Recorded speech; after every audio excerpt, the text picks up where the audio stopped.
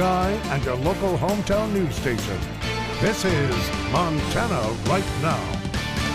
Well, good evening, Montana, and thank you for joining us. I'm Rachel Crow Spreading Wings, and off the top tonight, we're going to head over to our Weather Authority Center with Allison Cummings. Now, Allison, there's been a lot going on this weekend. What can you tell us to expect? Well, Rachel, we are waiting on some snow. We have a big storm system rolling in, mostly impacting that northwestern part of the state, bringing those heavy snow chances. Let's take a look at our headlines right now. We actually have a winter storm warning in effect tonight. That lasts until 11 a.m. on Wednesday. So we're talking feet of snow in some areas. I'll get to that in a bit, but we're also going to experience that snow and high wind speeds in areas and those slippery road conditions. So that area in the pink near Kalispell, that's the area that's expected to get hit with the most snow. We're talking feet of snow. So those of you ready for winter, well, it is coming. Now the area in the blue, they're under that winter storm watch, so they could see some rain, some snow, but not as serious as that area in the pink. Now wind speeds also a big story in Cut Bank in the Great Falls area there in the yellow. They will be seeing some pretty heavy wind speeds, so do use caution on the roadways. Right now, the current wind speeds, Cut Bank at 40 miles per hour, Great Falls 23. Those wind gusts really getting up there. I know I certainly felt it this morning. Be sure to stick tuned for the rest of the show. We'll all have your full forecast as we continue to track the snow. Rachel, I'll send it back to you. Great, thanks, Allison. Now, this wintry weather is not all bad news. Of course, it's now the second weekend of being open for several ski resorts around the state, including Showdown. This photo shared by them today. Overnight, Showdown saw about 1 inch of snow, and it's all been snowing since then. All 36 trails and 4 lifts are open starting next Wednesday. Showdown will be open every day through January except Christmas Day. Now to news around Montana. A Laurel man has been sentenced to 20 years in the Montana State Hospital after pleading guilty to a robbery charge stemming from a fatal shooting. According to the Billings Gazette, 30-year-old Garrett Lee Crandall was charged in connection to an attempted robbery in Billings in 2015. That ended with the fatal shooting of 25-year-old Clinton Oldbull. The robbery came after a drug deal had gone bad. Crandall has been in the state hospital for a year under treatment for schizophrenia. Now, the mystery surrounding a box of bones and teeth found in a Missoula shed continues. Investigators believe the remains could be those of 3 Michigan boys who went missing back in 2010. Yesterday, we told you how the anthropology department at the University of Montana has played a role in identifying those remains. They believe the victims were under the age of 10 at the time of death, which matches the ages of the missing boys. But detectives still say it could take several months before DNA will confirm those findings or leave investigators back at square one. In the meantime, the Michigan town has not given up hope for 3 young boys who have been missing for 7 years. Their names are Andrew, Alexander, and Tanner Skelton, and many folks think the boys might still be alive. This is still the small town with the big unsolved mystery, and people here are wondering and asking, how could 3 young boys be taken from here all the way out to Montana? Hopefully it's not them. Hopefully our prayers have been answered that they're still alive somewhere. You know, that's what we've been praying for and hoping for, of course, all this time. This small town refuses to give up hope. The flyers of Andrew, Alexander, and Tanner still hang in the storefront windows 7 long years later. Their father, John Skelton, said he turned them over to an underground group to protect them from their mother. He's in prison for kidnapping and has never said much more.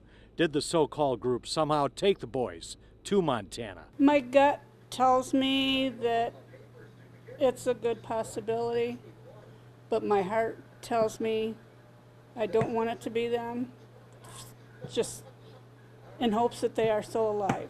From the hardware store to the barber shop across the street and every store in between, the people don't want the mystery to end in the worst possible way. Evidence of 3 young boys who died out in Montana. Well, I'm hoping that it doesn't have anything to do with the missing boys. But then again, I mean, if it does, at least we'll have some closure one way or the other. I think it's far-fetched. I mean, Montana's a long ways away from here, talking 2,500 miles.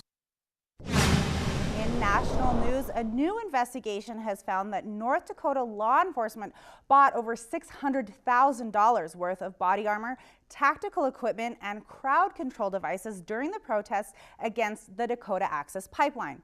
With the help of a public records request, the Associated Press tallied the purchases. They included pepper spray, flash bang and smoke grenades, riot helmets, gas masks, night vision goggles, and more than 2,000 rounds of non-lethal ammunition.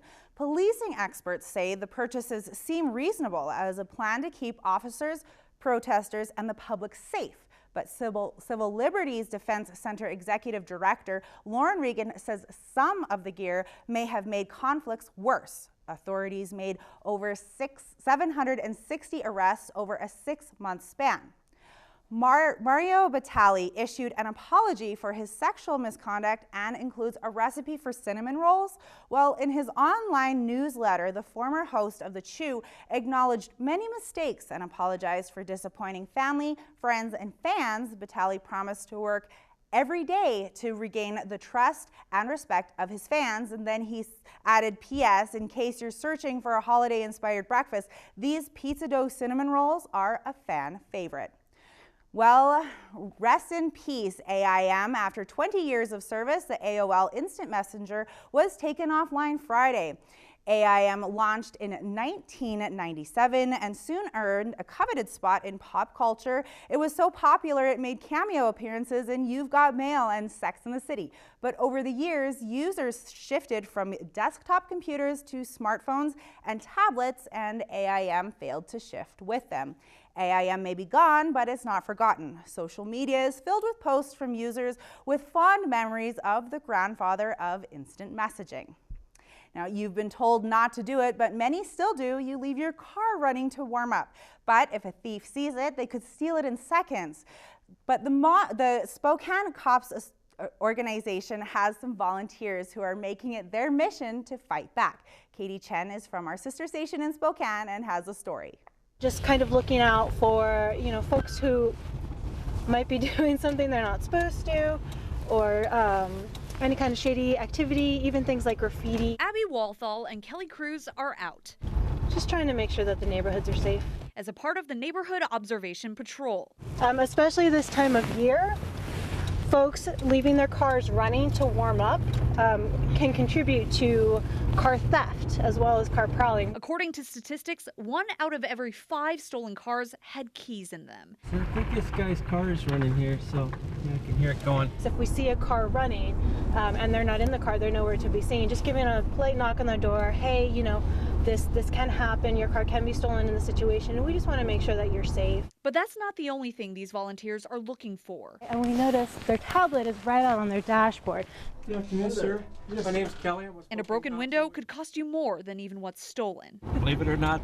Stick of gum, really? Somebody would break in for a stick of gum or change. I pay a couple pennies, yeah. But that's what Abby and Kelly are here for, to inform and report, to keep us safer. The Spokane Cops volunteers also told me that if your car has a remote start, you should still keep an eye on it because the thieves don't know that and they might still try to break in. Reporting in Spokane, Katie Chen, KHQ Local News. And still to come, a look at what's happening around Montana this weekend with one event geared towards history buffs of all ages. That story when we come back.